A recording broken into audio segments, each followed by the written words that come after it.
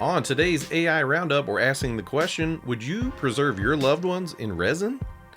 Plus, AI art is getting the axe by video game distributor Valve.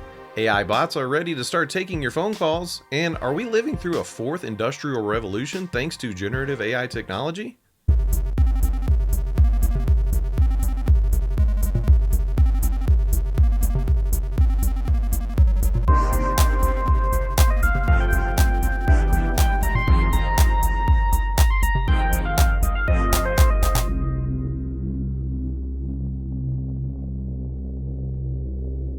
What up, y'all? Welcome back to another episode of AI Roundup. I'm your host, Phil Buck, and I'm going to keep it real with y'all. I'm keeping it very casual today because usually I record these on Tuesday, which is the 4th of July this week. So I'm recording on Monday and just trying to coast into that holiday.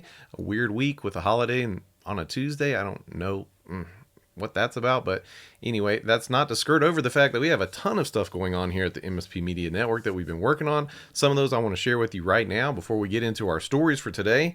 In case you missed it, we had a new show debut on Sunday, MSP Community Live with Ray Orsini and many other great people from the MSP communities.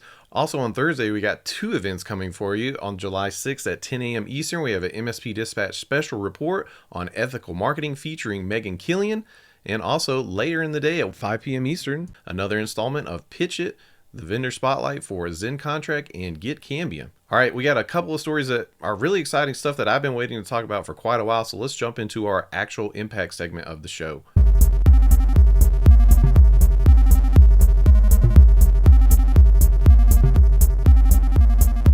All right, our first story from PCWorld.com by Michael Kreider. AI is filling up the internet with garbage spam sites. Artificial intelligence is being exploited to create a plethora of websites containing random, low-quality text aimed at search engines with the purpose of displaying programmatic advertisements over this content. This practice is creating a feedback loop where AI-generated content made with minimal human involvement is funded by complex advertising algorithms, misleading advertisers into believing they are placing ads on legitimate content and ultimately contributing to clutter on the internet with spam sites. All right, I think this is pretty crazy, and I think this is where we see AI go the worst. We talk a lot about the negative effects that AI can have on so many different industries, and I think this is a big one because, you know, with spam, with phishing, with all those kind of things, it's a number game. And with the power of AI, now that people can take these schemes to an exponential number of, attempts because AI is able to automate so much of this stuff. I think this is really where we're going to see some of the worst side effects of AI. If you've been seeing any of these weird sites or, if you've been getting more spam emails as a result of AI, I'd love to hear about it. Make sure you jump in the MSP Media Network Discord and tell us about your experience. All right, next up, this is a big one from VideoGamesChronicle.com by Tom Ivan. Valve is reportedly banning games featuring AI-generated content. Valve is banning games on Steam that include AI-generated art assets unless the developers can provide proof that they own the rights to the intellectual property used in the datasets that train the AI. This move by Valve reflects concerns over copyright laws and policies as it seeks to ensure that AI-generated content does not infringe upon third-party rights. Valve clarifies that the intent is not to discourage AI use in games, but to comply with copyright laws, and encourages developers to submit games for distribution on Steam while respecting intellectual property rights. Okay, so this is a big one. I was excited to talk about this story because I think what we're seeing is that while we're waiting for a lot of these lawsuits to come down that are really going to determine the precedent about what you can do with AI-generated assets, that's down the line. We don't know when, these cases like with Getty Images, when are we going to see a decision? Hard to say, but this is an interesting turn of events because what we're seeing now is that the private market is actually deciding to take a stance on this. We're seeing something like Valve say, hey, we don't really know what the copyright law is going to be on these assets, so we think that maybe you should just hold off on putting them in our store. I think this is, something I've been calling for a while. It's something that we have to see people putting their foot down and saying, hey, if, you're using some model that we don't know if this is really okay or not, we don't understand the ramifications of the training data that went into it, we're just going to hold off on that. Some companies are definitely trying to be proactive, like Adobe with Firefly. They're trying to create models that are still ethical. People still have issues with it, possibly taking jobs and stuff like that. I do think that kind of addresses the idea of plagiarism with these models, and I think we're going to see a lot more of this. I think this is just one of the biggest first moves from a company that we're seeing that a lot of companies are probably going to follow. Now, that being said, let's move on to our last actual impact story from TechCrunch.com by Kyle Wiggers. Slang taps AI to answer phone calls for brick-and-mortar businesses. Slang.ai, founded by Alex Samvani and Gabriel Duncan, is an AI-driven platform designed to handle incoming phone calls for restaurants and other brick-and-mortar businesses. Acting as a digital phone concierge, Slang.ai can answer queries, take or modify reservations, and assist businesses in streamlining operations. The platform provides insights on customer call trends and ensures that calls are not missed, thereby preventing potential revenue loss. Slang AI has secured $20 million in funding, which will be used to establish new partnerships, expand its market presence, and double its workforce. Okay, so I don't know what to think about this. I mean, this reminds me of when you go to a website and they have a chat bot built in to answer your questions and you ask it stuff. And especially if you're like me, if you're going to the website for usually a reason that you need to talk to a person, because, you know, for instance, if I'm ever trying to solve a problem on Facebook, there's nobody to talk to. They just send you to an endless black hole of, FAQs and help articles. And now I feel like this is just raising the stakes on when I call and I get those, voice recognition tools, and I'm constantly saying customer service, and I'm pounding 000. Is AI going to make a difference in this arrangement that we already have with customer service? I would like to believe that it's going to help actually solve problems because it's more capable than typical chatbots. But I don't know. There's not a ton of information about what this Slang.ai can do. I'd have to see it in practice, but I definitely am anticipating much more frustration at the hands of AI chatbots. Let me know what you think. Sound off in the Discord. Anyway, let's zoom out a little bit and talk about some of our big picture stories for today.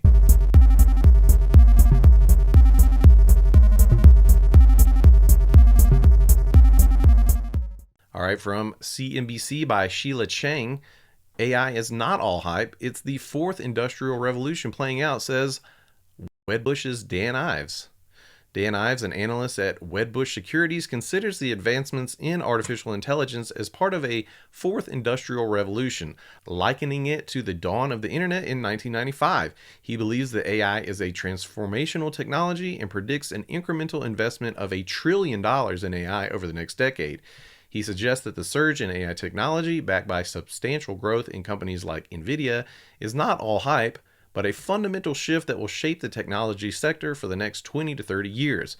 All right, I wanted to cover this article because I actually agree. This is actually something I feel like this sentiment is what prompted me to want to make this show. I do think we're seeing, we're moving out of the honeymoon phase with AI. It has made a huge splash over the last year, and we've seen amazing advancements in what these AI technologies can do. But now that the technology has kind of become mainstream, that most people are aware of AI, I think we're seeing now kind of the filtering of what is the actual value that AI brings to our lives. And it's still yet to be seen. And it feeds into that whole question that I like to ask on the show. Is AI a boom? Is it a bubble? Yes, it is. It's just a question of how that's going to come out in the wash. So, hey, I think this is cool. I'm glad to see Dan is supporting the idea that we are in a fourth industrial revolution thanks to AI. I agree. And I'm excited to see what that means. So speaking of which, next up, a story from visualcapitalist.com by Marcus Liu. They have an amazing ranking of industries by their potential for AI automation. MSCI has ranked U.S. industries by their potential for AI-driven automation based on a report by Goldman Sachs. The report estimates that office and administrative support roles are exposed to AI automation, with 46% of U.S. employment in the sector likely to be affected, followed closely by the legal industry at 44%. The impact of AI on labor productivity depends on its advancements and adoption rates, which may vary globally. In the most aggressive scenario, Goldman Sachs suggests that AI automation could affect up to 300 million jobs worldwide and potentially result in a 7% increase in annual GDP. equivalent to around $7 trillion. Wow, this is crazy. I think I would encourage everyone to follow the link in the show notes so you can go look at this graph. They did a great job of researching and displaying this in a really digestible way. And, this kind of answers exactly the question I was asking about the last story. There's obviously industries where AI cannot make a difference. For instance, I used to work as an optician for years, and AI is definitely not going to start, adjusting glasses for anyone anytime soon. But it's nice to actually get numbers on where, we could expect a pretty significant change in the workforce. And speaking of numbers, our last story for the big picture segment this week from investors.com by Ed Carson, Dow Jones Futures techs fall as AI chip export ban report hits Nvidia and AMD. The U.S. stock market witnessed a robust rally with the Nasdaq and S&P 500 rebounding significantly. However, Nvidia stock slipped due to reports that the U.S. government might impose new restrictions on exporting AI chips, potentially requiring companies like Nvidia to obtain licenses for exporting to China and other countries. This development could affect several chip manufacturers and has the potential to invite retaliatory measures from China. Investors are cautiously evaluating buying opportunities, but also remain alert to the possibility of a market retreat. All right, and so this is a big one, and it goes back to the whole boom bust thing bubble with AI. This is one of the really tangible results of the AI boom is that, AI needs these chips. It needs these GPUs to really do what it does. And so places like Nvidia and AMD, they're really relishing in it. And it's interesting to see how the territorial aspects of AI are playing out. We've talked about it in the past where, the UK is trying to be one of the markets that they get some of this AI technology first from the likes of OpenAI. We've seen France trying to really lean in to be, they want to be a center of AI development. And now we're seeing this kind of trade-off with the physical chips. Obviously China has made tons of big moves as far as investing in AI, and now it looks like it's becoming a bit of a, kind of a national standoff if America wants to stay ahead with the AI technology, and as a result they're going to limit the export of these chips. I mean, that definitely plays a role for Nvidia. Like, are they going to be able to stay competitive? Are they going to be able to keep up these profits if they can't sell all over the world? Which one is more important here? Should America be trying to protect their interests with AI, or should they leave the market open for this? Is it better for these companies to benefit by selling chips to everybody in the world? That's a difficult question for me to answer. I'm not really sure. But a question that's not so difficult to answer for our next segment, we're going to be doing another installment of AI Alert, and we're going to be looking at some pictures of possibly a family member being encased in resin. I know that's not something that I would be willing to do. What about you? Let's take a look.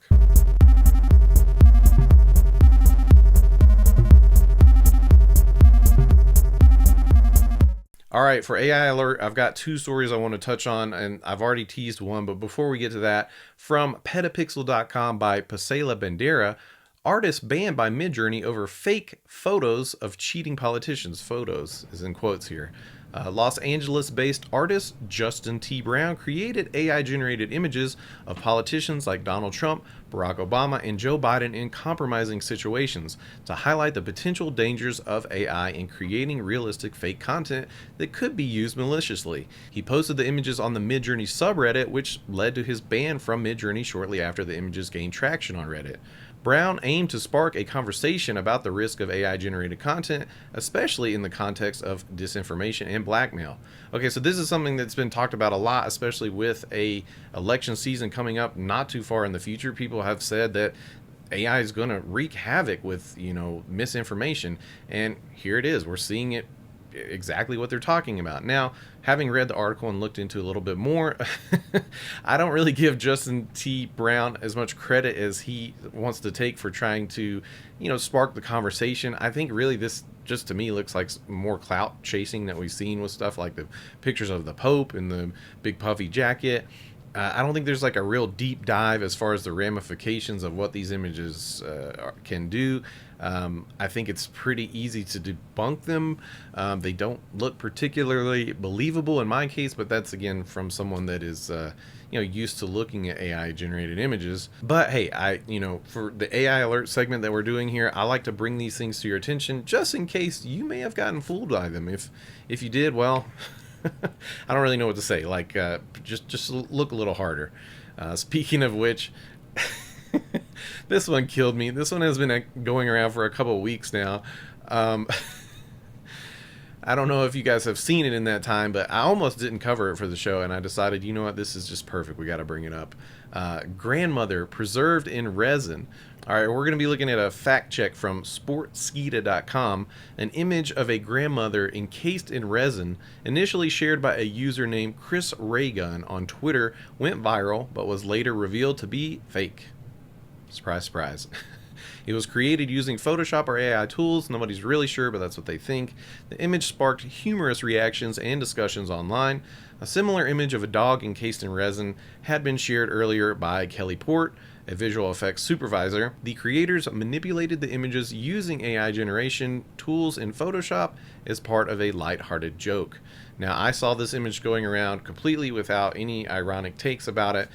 Some people actually believe that this woman was encased in resin and that the family members were proud to display her as, I don't know, like a memorial or something. It's awful. Like, just looking at all the tweet reactions, it's exactly how I feel about this. But again, if you look really close at the image, the woman has like 6 fingers or something. It's obviously if someone was encased in resin, they would not look like they would, not encased in resin. But for me, this has all the telltale signs of AI. The face is really messed up, and I don't think that's just because the person is, in resin. Obviously, it's not real, so it's hard to make that comparison. But yeah, this one, I cannot believe how far it went and how many people were, as far as I could tell, believing that it was real. Yeah, I just had to talk about it, and that's where we got the namesake for today's episode. So I hope you enjoy. Before we wrap up today, I would love to ask you, if you're seeing these images in the wild and you're seeing people getting fooled by them, please hit me up. I've asked in some of my groups. I'll put it out there in the MSP Media Network Discord. If you guys could just submit images for me, I'd love to keep beefing up this segment. It's one of my favorite things about AI on the internet, is just seeing these images. Sometimes they're amazing, sometimes they're so obvious, and the reaction I get from it either way is usually the same. It's just that it's hilarious. All right, everybody, I hope you had a great 4th of July. I'm glad to be back here for another episode of AI Roundup, and like always, I'll be back next week on Wednesday at 10 a.m. for another installment of AI Roundup. Until then, I hope you have a great week, and take care, everybody. This has been a broadcast of the MSP Media Network.